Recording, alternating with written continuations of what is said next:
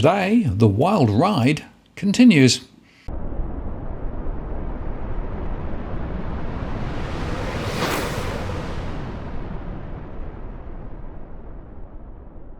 Hello again, it's Martin North from Digital Finance Analytics, one of those posts covering finance and property news with a distinctively Australian flavour.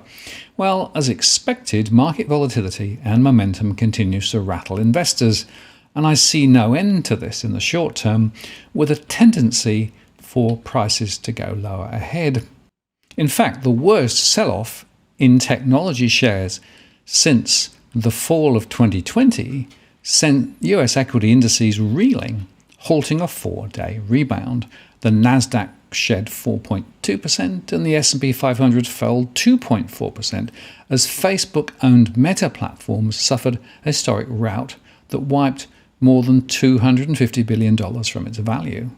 That said, the down mood lifted somewhat in later trading after Amazon's results sent shares in the online retailer soaring 15%.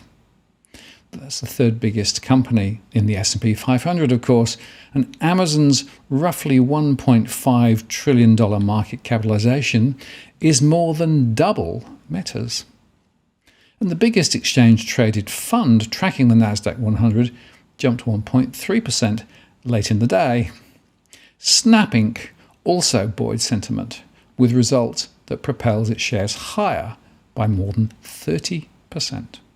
In fact, Amazon reported fourth quarter profits of $14.3 billion, or $27.75 a share, after reaping earnings of $11.73 a share in the holiday season a year ago, with $11.8 billion attributed to the company's investment in Rivian Automotive, which went public in the quarter. Sales grew to $137.4 billion, up from $125.56 billion a year before. Analysts on average had expected Amazon to report $3.61 in earnings, despite a forecast that said a break-even quarter from an operating standpoint was possible on sales of $137.68 billion. Shares jumped more than 11% in after-hours trading immediately following release of the results, after closing with a 7.8% decline at 2,776. As expected over the holidays, we saw higher costs driven by labour supply shortages and inflationary pressures, and these issues persisted into the first quarter due to Omicron. Despite these short-term challenges, we continue to feel optimistic and excited about the business as we emerge from the pandemic, Chief Executive Andy Jassy said in a statement included with the results. Jassy was also announced as the successor to Amazon co-founder Jeff Bezos a year ago, when Amazon revealed its 2020 holiday performance. Amazon predicted that it could struggle for profit in the holiday season because of immense spending tied to supply chain and staffing issues, as well as the company's attempt to improve Prime delivery service times, but beat the top end of its forecast range with $3.5 billion in operating profit. That does not mean Amazon didn't spend as expected. The cost of sales increased more than $3 billion to $82.84 billion from $79.24 billion a year ago, while fulfillment costs rose to $22.45 billion from $18.74 billion. But those costs are expected to be an issue moving forward as well.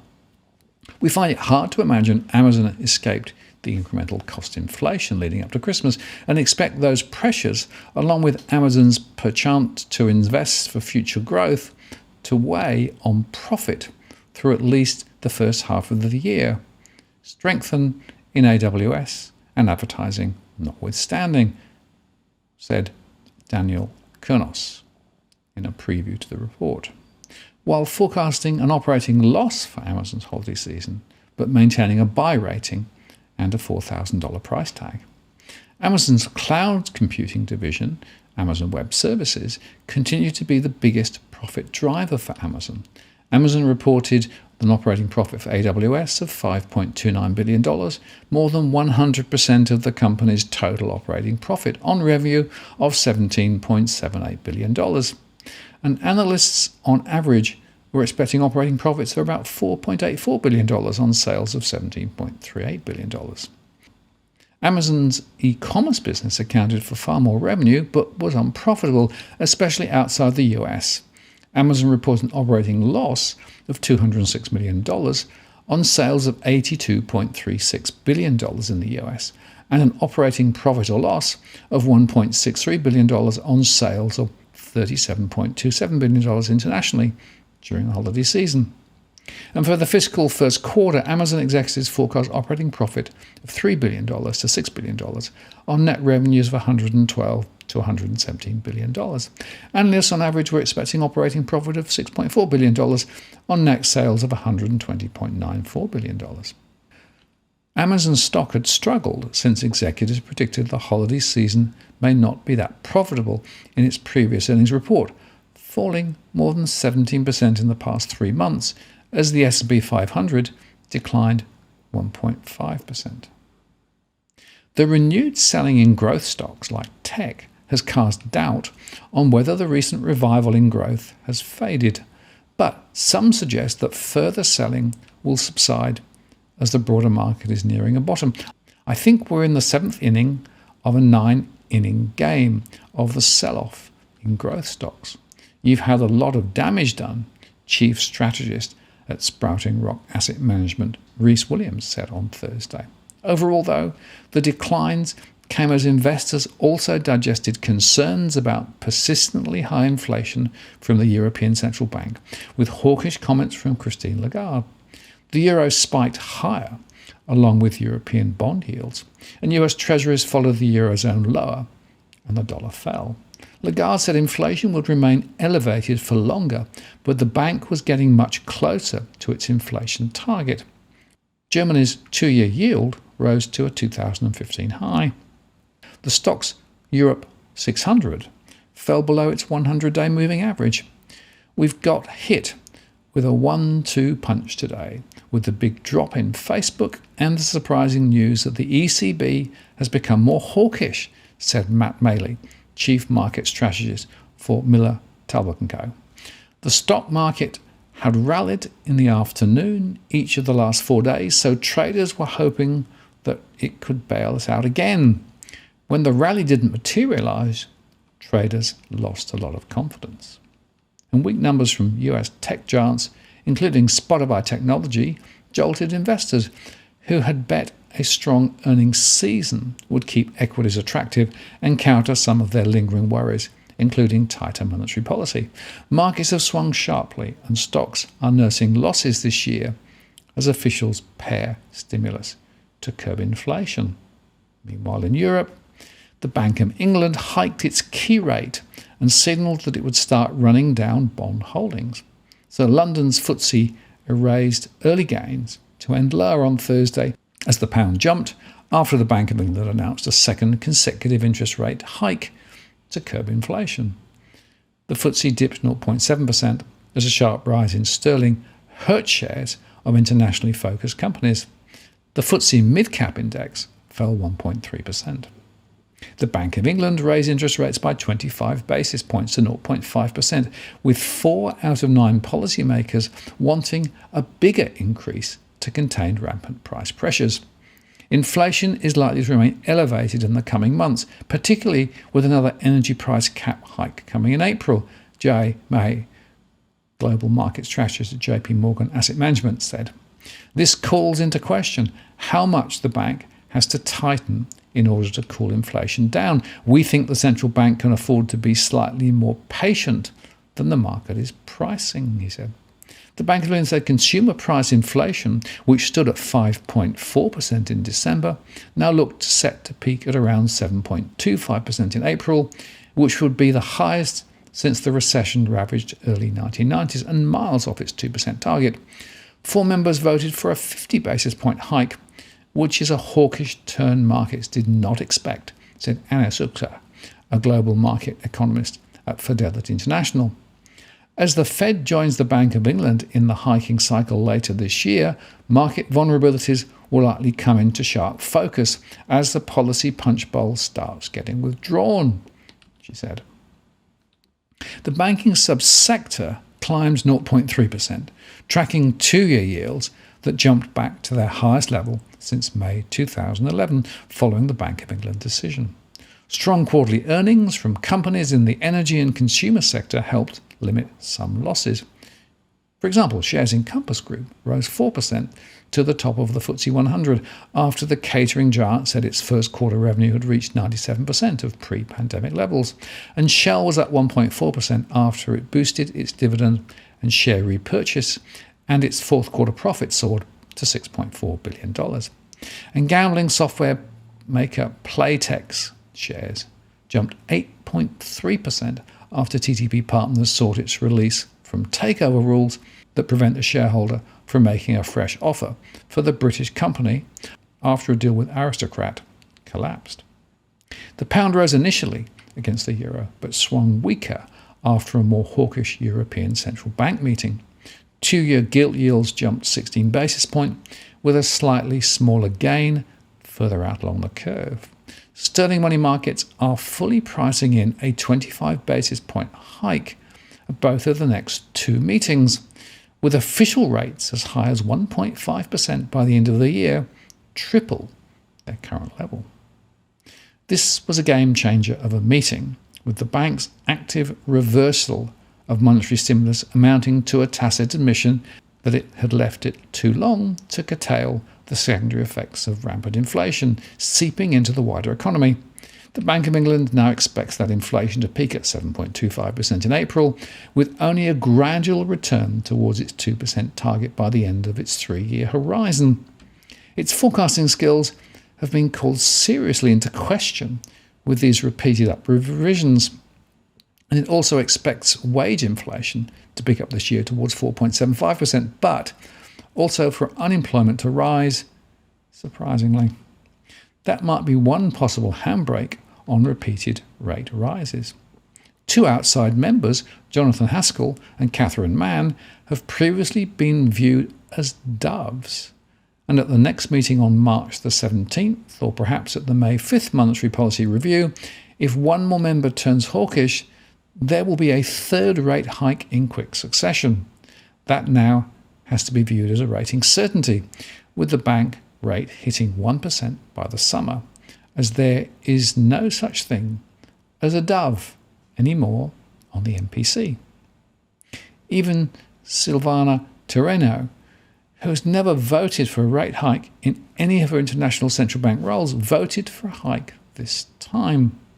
That was only part of the hawkish conversation of the MPC, by the way.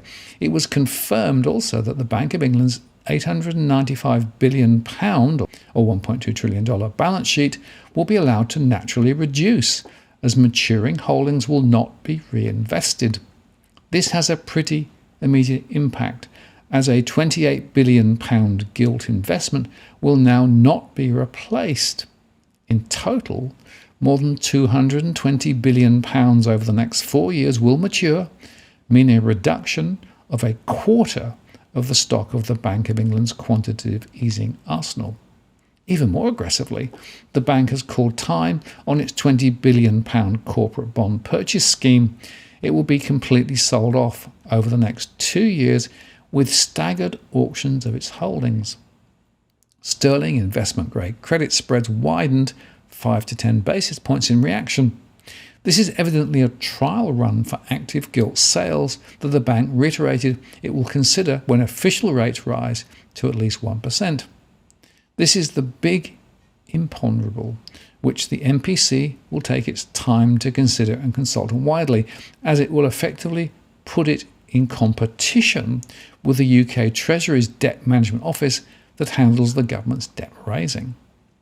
The MPC may wish to see what the effect on financial conditions will be from its two-pronged stimulus reductions of raising rates, while at the same time quantitatively tightening. But for now it seems content for the money markets to price in aggressive action. Times have changed, and slaying the inflation beast is top priority at last. In fact, Bank of England Governor Andrew Bailey said markets should not extrapolate from today's decision that rates are on a long march upward. But this was a somewhat limp effort to curtail higher rate speculation and was essentially ignored. Combined with the rise in the energy price cap from April, a measure that's been softened slightly with £9 billion of government subsidies, the cost of living in the UK has had a particularly painful day. UK domestic energy bills will jump 54% from April, dealing a dramatic blow to households already suffering a cost of living squeeze that's only set to get worse. The industry regulator Ofgem lifted its cap on bills to £1,971 in response to a surge in gas prices that has pushed dozens of utilities out of business. The cap limits what suppliers can charge customers. We know this rise will be extremely worrying for many people, especially those who are struggling to make ends meet, said Jonathan Brearley, Chief Executive Officer of Ofgem. Prime Minister Boris Johnson's government said that it would offer some help with measures such as state-backed loans and tax rebates, but those moves will only go so far to cushion the impact and may spread the pain. The centrepiece of the government support package will be a state-backed loan programme. Utilities will be given cheap loans underwritten by the taxpayer to pass on an equivalent price cut to their customers. The average tariff will increase £693, with an even bigger hit of £708 for customers on prepayment meters who use pay-as-you-go cards. Those meters are used in some of the lowest income households in the UK. When international gas prices are this high, there is a need for government to act, as other governments already have, to make a real difference to bills and to protect the wider economy, said Emma Pinchbeck, Chief Executive Officer of Energy UK, an industry group. Inflation is running at a 30-year high of 5.4%, and taxes are due to rise to fund health and social care. Johnson himself called attention to the plight of consumers, telling reporters on a trip to Essex that we all understand the pressures that the cost of living crunch is putting on people. The poorest households face losing 4% of their disposable income in April. The increase in the price cap is in line with analysts' estimates, and there are expectations for further increases on the horizon. The next calculation in October could reach £2,450, according to Investec Bank. About 22 million people are covered by the price cap, according to Ofgem. When it takes effect in April, it may push 1 in 10 people into energy poverty, meaning they may not be able to afford consistent heat and electricity. And the impact of skyrocketing wholesale costs has reverberated through the market, forcing 25 suppliers out of business already. The cost of taking on the customers of failed rivals is adding onto bills, adding further pressure to the squeeze. Part of the government's rescue package is likely to include a fund that companies can use in the interim, sparing consumers in the short term. But more broadly, as markets focus closely on large, developed market monetary policy stances, and investor sentiment around the globe shifts, economic activity data releases will be key, said Marilyn Watson, head of global fundamental fixed income strategy at BlackRock. On the economic front, jobless claims fell more than expected last month, ahead of the monthly non-farm payrolls due on Friday in the US. And growth in the US services sector pulled back in January to the slowest pace in nearly a year. And meanwhile, US initial jobs claims fell more than expected last week to 238,000, ahead of that data on payrolls on Friday. Tomorrow's job report is a reminder that expectations for policy are the key influence on this market right now, and if economic data, especially inflation data, comes in too hot, then it will rekindle hawkish Fed concerns like in January, and we would expect at least a partial return of the January volatility, wrote Tom Essay, a former Merrill Lynch trader who founded the Sevens Report newsletter. Bottom line is, Fed policy still very much matters to this market. With regard to those jobs on Friday, they could be a bit of a nothing burger, as many are bracing for weaker data following the impact of the Omicron. But to my mind, the market is in tricky territory still, and there is definitely a lot of downside risk attached. And I do note that some people have been buying the dip, but sometimes buying the dip means losing money shortly after. Now, if you're buying your home in Sydney's contentious market, you don't need to stand alone. This is the time you need to have Edwin Almeida from Ribbon Property Consultants standing alongside you. Buying a property is both challenging and adversarial. The vendor has a professional on their side. Emotions run high, price discovery and price transparency are hard to find, and then there's the wasted time and financial investments that you make. Edwin understands your needs, so why not engage a licensed professional to stand alongside you? With RPC, you know you have experience, knowledge, and master negotiators looking after your best interests. So shoot Ribbon an email at info@ribbonproperty.com.au, and if you use the promo code DFAWTW/Martin, you can get a 10% discount offer. I'm Martin North from Digital Finance Analytics. Many thanks for watching, and I'll see you again next time.